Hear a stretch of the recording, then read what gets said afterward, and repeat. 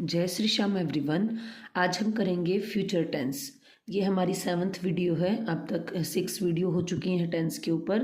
तो सबसे पहले हमें पता है फ्यूचर टेंस जो है 4 पार्ट्स में डिवाइड होता है। एक तो होता है सिंपल फ्यूचर, जिसको फ्यूचर इंडेफिनिट भी बोलते हैं, यानी कि इसमें कोई फिक्सेशन नहीं होता, टाइम गिवन नहीं होता कब काम हुआ कब नहीं, बस we are generally talking about future. Future continuous के अंदर हमें पता चलता है कि काम इन फ्यूचर कंटिन्यू चलेगा। फ्यूचर परफेक्ट कॉन्टिन्यूस, किसी पॉइंट पर आकर काम हो चुका होगा, इसके अंदर कंटिन्यूटी के साथ जो है काम चलेगा, उसका कुछ पार्ट हो चुका होगा, कुछ जो है चल रहा होगा। तो ये हमने यहाँ पर सिर्फ सिंपल के बारे में बात करनी है, ये हम बाद में डिस्कस करेंगे, ठीक है। और अच्छे से आपको समझ भी आ जाएगा बाद में। अभी सिर्फ हम इसको पकड़ते हैं, सिंपल फ्यूचर को, या जिसका दूसरा नाम क्या है, फ्यूचर इंडेफिनिट टेंस। इसको इंडेफिनिट इसलिए बोला गया है क्योंकि इसके अंदर जो होता है कोई फिक्स टाइम नहीं होता। मतलब ये नहीं है कि 2 बजे होगा 3 बजे होगा, ठीक है, इस टाइप से टाइम नहीं होता, इसीलिए इसको इंडेफिनिट बोलते हैं या सिंपल फ्यूचर टेंस बोलते हैं।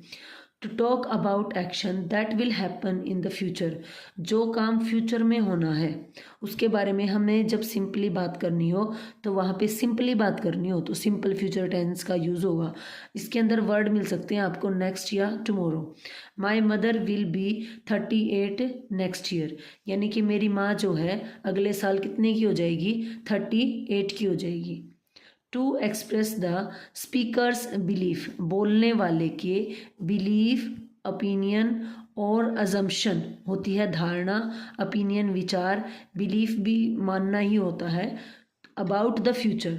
जैसे I think he will come back, मतलब उसकी सोच है, इसमें ये वर्ड मिलेंगे आई थिंक, वी होप या आई होप, इस टाइप से जो वर्ड मिलेंगे ना, वहाँ पर भी क्या होगा, सिंपल फ्यूचर टेंस यूज होगा, ठीक है। उसके बाद to show actions where an adverb clause, to show एक ऐसा एक्शन बताने के लिए जहाँ पर एडवर्ब क्लोज कौन से लगे हों, एडवर्ब क्लोज कौन से, ये वाले, व्हेन, इफ, अनलेस, ये वर्ड हों तो वहाँ पर प्रेजेंट इंडेफिनिट टेंस का यूज होता है। जैसे कि if he works hard he will pass, तो यहाँ पर ये वाले पार्ट में कौन सा टेंस हुआ है, सिंपल प्रेजेंट यूज हुआ है, और यहाँ पे कौन सा हुआ है, सिंपल फ्यूचर यूज हुआ है। तो इस कंडीशन में जब यहाँ पर आपके पास में इफ हो, अनलेस हो, व्हेन हो, देन हमारे पास में इस वाले पार्ट में तो हम यूज करते हैं सिंपल प्रेजेंट टेंस, और इस वाले पार्ट में क्या यूज करते हैं, सिंपल फ्यूचर टेंस। यानी कि अगर वो मेहनत करेगा तो वो क्या हो जाएगा, पास हो जाएगा, ठीक है, इस सेंस में इसको यूज करेंगे। To express determination, promise, threat, intention etcetera, in such cases will is used with I और वी। देखो ओल्ड इंग्लिश क्या कहती है, ओल्ड इंग्लिश कहती है जैसे हमारे पास में जो प्रोनाउन होते हैं, जो सब्जेक्ट बनते हैं, वो कौन कौन से होते हैं, आई, उसके बाद में we, you, he, she, it, इन्हीं के साथ आ जाएगा ये तीनों, यहाँ पे दे लिख लेते हैं, स्पेस नहीं है। देन इसके साथ में और इसके साथ में ओल्ड इंग्लिश क्या कहती है, इसके साथ में शैल आएगा, बाकी सबके साथ में विल आएगा, ठीक है। लेकिन आजकल है ना सब जगह विल यूज़ किया जाता है, ठीक है, तो इसमें कंफ्यूज होने की आपको कोई ज़रूरत नहीं है। Shall is used with you, he, she, they to express promise, obligation, duty, warning, threat, prohibition. अब इसके अंदर क्या है, सबसे पहले हमें देखना है डिटर्मिनेशन क्या होता है, प्रॉमिस क्या होता है, थ्रेट क्या होता है, इंटेंशन क्या होती है। देन हमने देखना है कि ये जो मैंने यहाँ पे लिखे हैं प्रॉमिस, ऑब्लिगेशन, ड्यूटी, अब इन्हें याद कैसे करें, यानी कि ये तो बहुत सारे रूल हो गए, तो इसको भी मैं लास्ट में आपको याद करवाऊंगी कि आपने कैसे याद करना है, ठीक है। अब इसकी हम फॉर्मेशन देखेंगे और इसका यूज़ देखेंगे। अब यहाँ पे क्या है, फॉर्मेशन ऑफ सिंपल फ्यूचर, या हम कह सकते हैं फ्यूचर इंडेफिनिट टेंस। तो इसके अंदर हमें क्या करना है, सबसे पहले अफर्मेटिव सेंटेंसेस होते हैं जिसको हम पॉजिटिव सेंटेंसेस भी कहते हैं, then negative, then interrogative negative sentences. तो अफर्मेटिव सेंटेंसेस के अंदर फॉर्मेशन क्या होगा, पहले होगा सब्जेक्ट, फिर विल या शैल में से लगेगा अकॉर्डिंग टू जो है हमारे सेंटेंस के अकॉर्डिंग, फिर हमारे वर्ब की फर्स्ट फॉर्म आएगी। विल और शैल के साथ हमेशा वर्ब की फर्स्ट फॉर्म आती है। आई विल गो, मैं जाऊंगा, शी विल प्ले, वह खेलेगी। ये सिंपल बात है, इसके अंदर ना तो कोई पोलाइट रिक्वेस्ट है, ना ही इसके अंदर कोई भी मनाही है, कोई भी स्ट्रिक्ट हमें बोलता हुआ नहीं दिखाई दे रहा है। तो वहाँ पे सबके साथ हमारे पास में क्या आएगा, विल आ जाएगा। लेकिन अगर कहीं पर पोलाइट रिक्वेस्ट हो, सजेशन हो, इस टाइप से, जब आप पोलाइट हो रहे हो, तो पोलाइट जब होते हो, पोलाइट तो आप ही होगे ना, या तो जिसमें आप शामिल होगे। और आप किस में शामिल होते हो, आई और वी में। वी हम का मतलब मैं और मेरे जो साथ बैठे हैं, और आई का मतलब मैं। तो पोलाइट तो आपको ही होना पड़ेगा। तो वहाँ पर यहाँ पर ये क्या है, इससे पोलाइट मतलब रिक्वेस्ट कर रहा है, ये मान लो, या हम बता रहा है उसको politely, we shall meet tomorrow, कि हम कल मिलेंगे। ठीक है, तो इस सेंस में हमारे पास में आई और वी के साथ शैल आता है, अदरवाइज क्या रहेगा, विल रहेगा। सिर्फ आई और वी के साथ शैल रहेगा यहाँ पर। ठीक है, अब हमारे पास में है negative sentences, subject plus will shell plus note plus verb की फर्स्ट फॉर्म।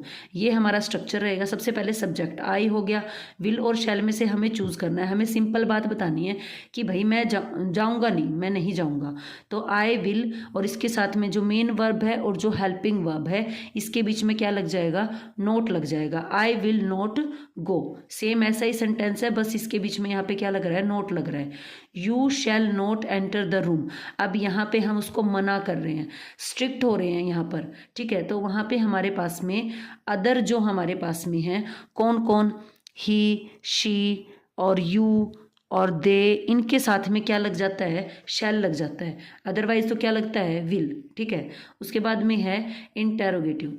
इसके आंसर जो है ना यस और नो में आते हैं जब हेल्पिंग वर्ब से हमारे पास में क्या हो, सेंटेंस शुरू हो। इसको क्लोज्ड क्वेश्चन बोला जाता है। ठीक है, क्लोज्ड कैसे, क्योंकि इसके अंदर वन वर्ड में आंसर आता है। इसको छोड़िए, एक बार आगे बढ़ते हैं, इसका फॉर्मेशन देखते हैं।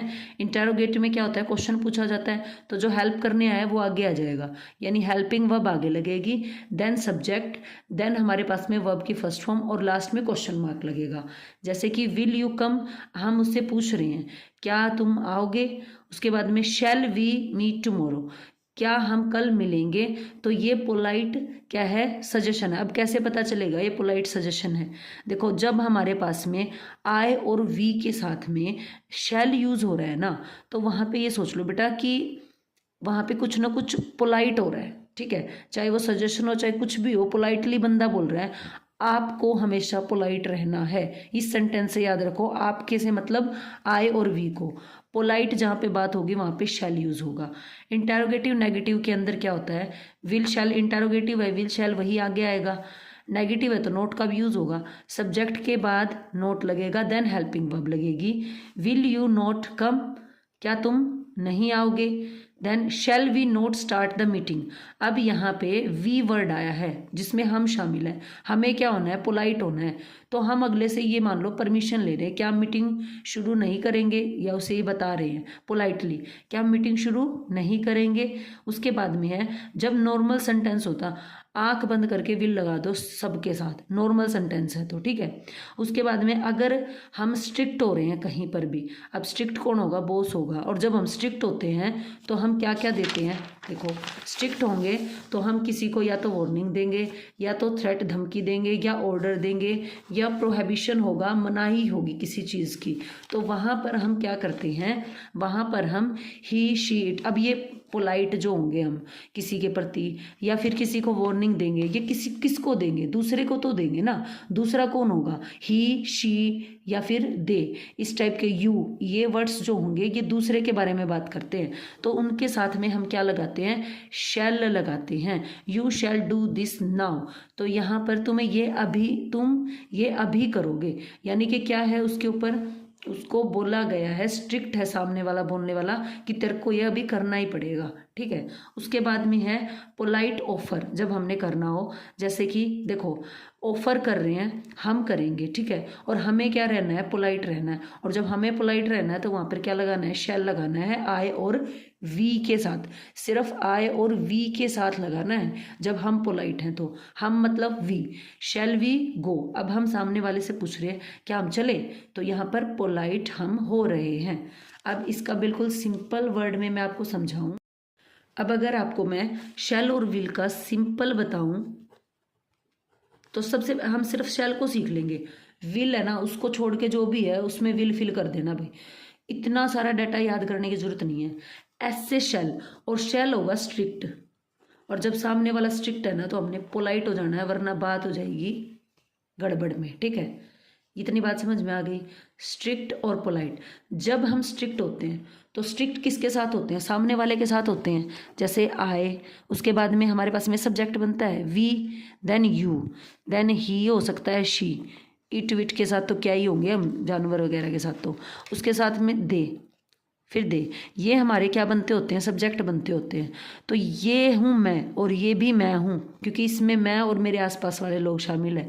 इन दोनों के साथ लगेगा शैल, और हमें क्या रहना है, हमें रहना है पोलाइट। जब हमें कुछ पोलाइट बोलना है तो हम शैल यूज़ करेंगे। जब सामने वाला गुस्सा किससे करेगा, खुद पे तो करेगा नहीं गुस्सा, या तो आपसे तो यू से करेगा, या ही शी से करेगा, या दे से गुस्सा करेगा, तो वो वहाँ पे स्ट्रिक्ट हो जाएगा। और जब वो बंदा स्ट्रिक्ट है तो इनके साथ में शैल लगेगा। क्या लगेगा इनके साथ में, शैल। एक रूल को याद कर लो, इस रूल को पकड़ोगे, इससे अलग कुछ भी है ना उसमें विल लगा दो तो आपका काम बन जाएगा 99%, ठीक है। तो इससे ऐसे याद रखना, ऐसे शैल, ऐसे स्ट्रिक्ट, स्ट्रिक्ट एक जना हो गया तो दूसरे को पोलाइट रहना पड़ेगा, वरना बात बिगड़ जाएगी। अब यहाँ पे अगर हम पोलाइट हैं, पोलाइट किसे होना पड़ेगा, हमें ही होना पड़ेगा, दूसरे को हम पोलाइट होने के लिए नहीं कह सकते, दूसरा तो स्ट्रिक्ट हो सकता है। तो आई और वी इनके साथ में शैल लग जाएगा उस कंडीशन में। अदरवाइज क्या लग जाएगा हमारे पास में, नीचे जब हमारे पास में स्ट्रिक्ट है सामने वाला बंदा, तो स्ट्रिक्ट किससे होगा, सामने वाले से होगा, यानी यू से, ही शी से और दे से। वहां पर वो क्या लगाएगा, वहां पर इनके साथ शैल लगाएगा। अदरवाइज जो अदर कंडीशन है ना उनमें 99% आपका विल लगेगा। Thank you. अगर वीडियो पसंद आई है, अगर ये कंसेप्ट समझ आया है तो please like, share and subscribe.